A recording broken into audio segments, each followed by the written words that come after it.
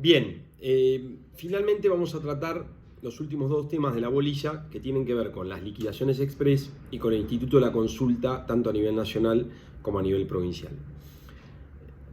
Ambos temas no están vinculados entre sí, así que me voy a ocupar en primer término de las liquidaciones express, que es un procedimiento ideado por el legislador de la provincia de Buenos Aires para determinada categoría de contribuyentes y que está regulado, como creo que ya les dije o no, en el artículo 58, 1, 2, 3, 4, quinto párrafo, no, perdón, séptimo párrafo,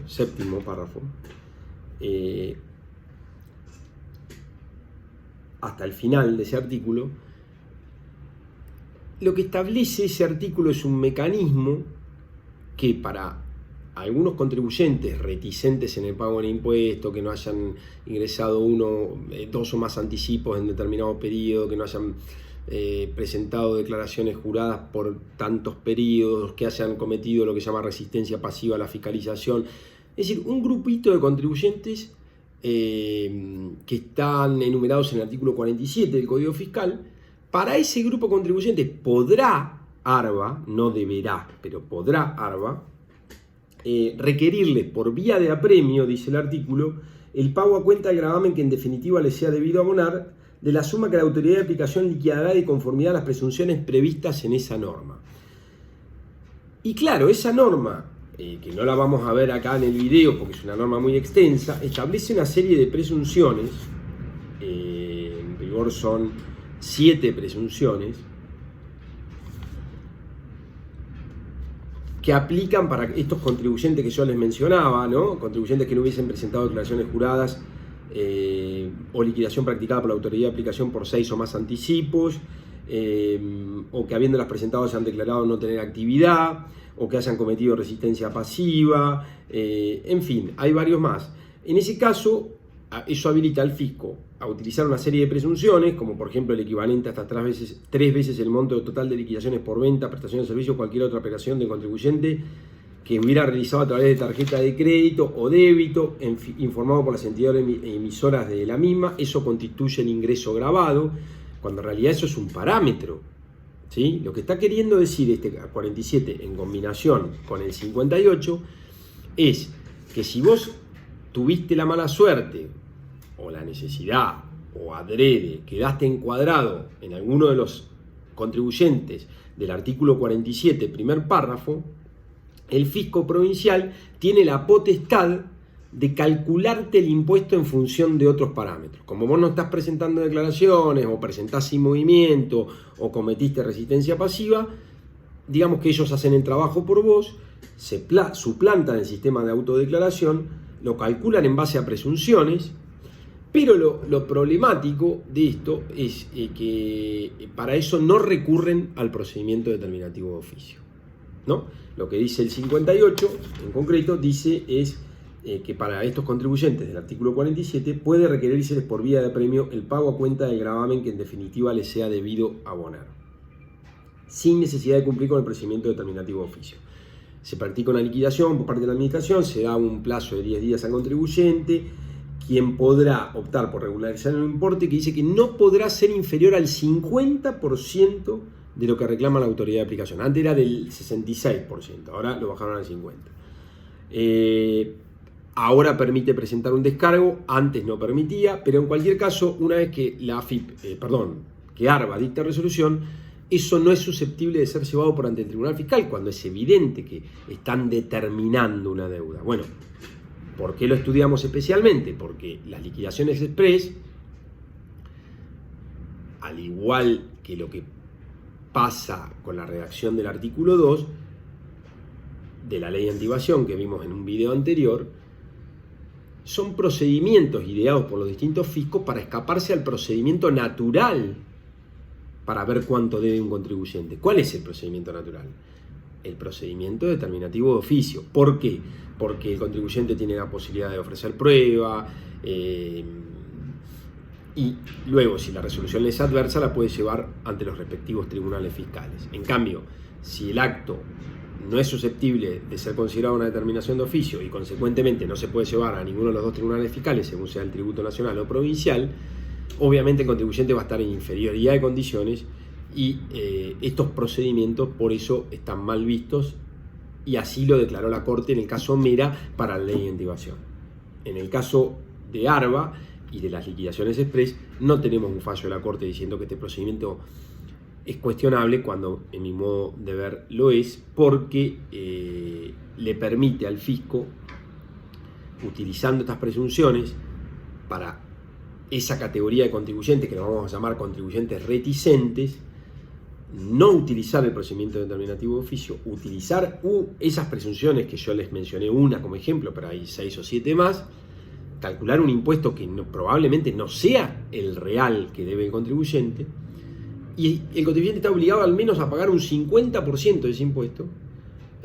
porque si no puede ser ejecutado judicialmente. Está bien, puede ofrecer un descargo, pero la resolución de ese descargo no habilita la competencia del Tribunal Fiscal, sino un recurso que no tiene efecto suspensivo. Es decir, que la idea de ver este procedimiento en esta parte de la materia o este tipo de resoluciones tiene que ver con resoluciones, como las liquidaciones express, me estoy refiriendo, que tienen una evidente, que se idearon con la idea manifiesta de escapar al procedimiento determinativo de oficio y procurar el cobro rápido de una deuda, aun cuando ésta no sea real. De allí que el procedimiento de las liquidaciones express es un procedimiento judiciable o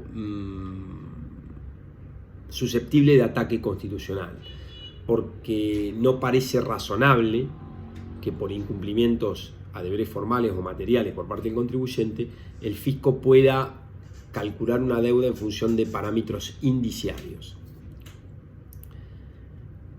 Algo parecido hacía con otro régimen que fue derogado en el año 2016, que se denominó Arbanet y que se aplicaba a contribuyentes con ingresos que no podían superar al de la categoría más alta del monotributo a nivel nacional. Para esa categoría de contribuyentes, pequeños contribuyentes se los llamaba, el fisco provincial había sustituido el sistema de autodeclaración del impuesto a los ingresos brutos, que es la regla y que ahora volvió a ser la regla, y mediante este mecanismo, por suerte derogado, porque era disparatado, Arbanet, lo que hacía la administración tributaria de la provincia de Buenos Aires era estimar los ingresos de los abogados, los odontólogos, los plomeros, los gasistas,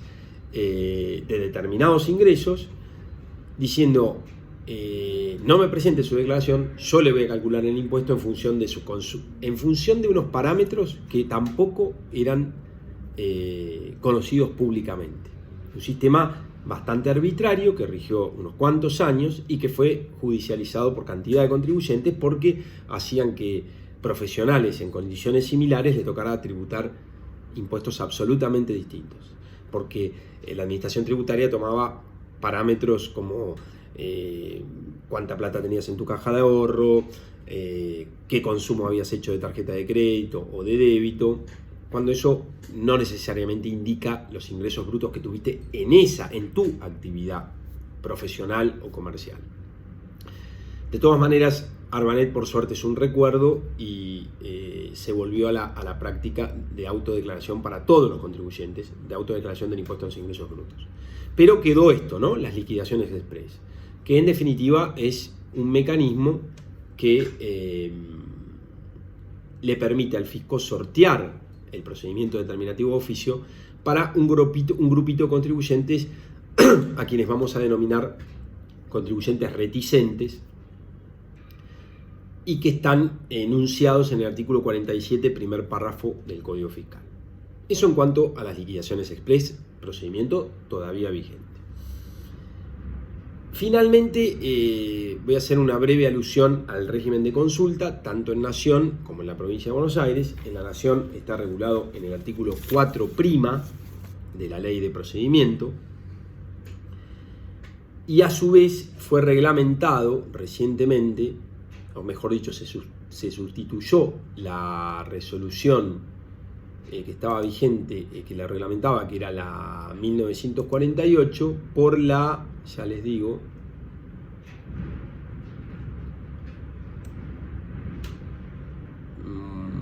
bueno, por otra que es del año pasado, que ahora la tenía acá a la vista, sí, por la resolución 4497 de la Administración Federal de Ingresos Públicos. El régimen de consulta vinculante, básicamente, mejor dicho, el régimen de consulta puede ser vinculante o no vinculante. En la nación es vinculante, en la provincia es no vinculante. En la nación está regulado en el artículo 4' y en la resolución general 4497, en la provincia de Buenos Aires está regulado a partir del artículo 25, del 25 al 31 del Código Fiscal de la provincia. El régimen de consulta, sea vinculante o no, lo que procura es, ante una situación de incertidumbre por parte del contribuyente, con respecto a si se produjo un hecho imponible o la medida de ese hecho imponible, si le corresponde contribuir, si en realidad está amparado por una exención, si es un supuesto de no sujeción, si es un acto no alcanzado, y si la cuestión es dudosa, el sistema le brinda una herramienta donde el contribuyente le consulta. En el caso de AFIP, lo que responda a la AFIP lo va a vincular a la AFIP y al contribuyente como regla, y en el caso de la provincia de Buenos Aires, en principio no lo va a vincular, salvo que la provincia estableciera un régimen de consulta de vinculante, pero que por definición en el Código Fiscal no está como tal. Yo les voy a pedir con respecto a este tema que en realidad lean la normativa, porque no tiene gran dificultad. A nivel nacional, la resolución que se tome en torno a la consulta, si bien es vinculante para ambas partes, es recurrible por el contribuyente ante el Ministerio de Economía. Pero para serles franco, el régimen de consulta no es un régimen que se utilice con mucha frecuencia, y me parece que una de las razones es que por lo general el contribuyente lleva las de perder cuando consulta, y es algo así como meterse en la boca del lobo y que te digan no, corresponde tributar en esta medida, no estás exento, no estás amparado. Así que no es una herramienta que se utilice con mucha frecuencia. Por supuesto que sí, que la hay, es más una herramienta que utilizan contribuyentes de importancia, pero de todos modos es un elemento más que brinda el sistema. Hay que diferenciarlas claramente de la posibilidad que tiene el contribuyente de cuestionar las denominadas facultades de interpretación del fisco. La gran diferencia es que las facultades de interpretación del fisco, esa interpretación tiene carácter general, en cambio el régimen de consulta solo como regla atiende a la respuesta dada en ese caso particular. Con respecto al procedimiento establecido en ambos ordenamientos, entiendo que no arroja mayores dudas, con lo cual los remito a los respectivos ordenamientos, que ya les dije dónde está regulado cada uno de ellos, y cualquier consulta la hacen a través de los foros. Muchas gracias.